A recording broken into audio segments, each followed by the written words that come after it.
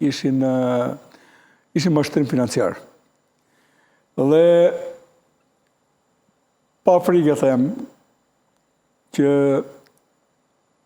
persona nga më të fuqishëm në Shqipëri, qoftë politik, apo dhe në rangjet në aleancë të fortë, me rangjet më të lartë të policisë, janë përfshirë në këtë biznes.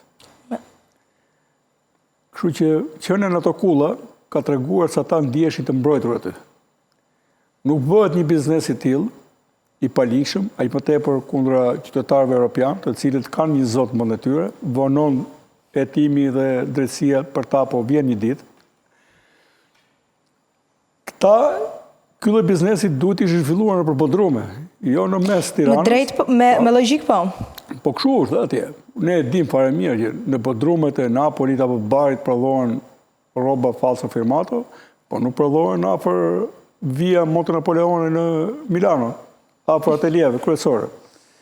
Qa të të shojmë, avokat deri të këto rrugët të shtrenjta të Italisë të?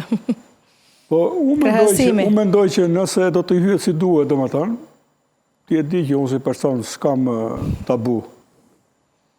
Dhe bile mendoj që kjo është pjesë e korrupsionit shoqëror që ne përjetojmë.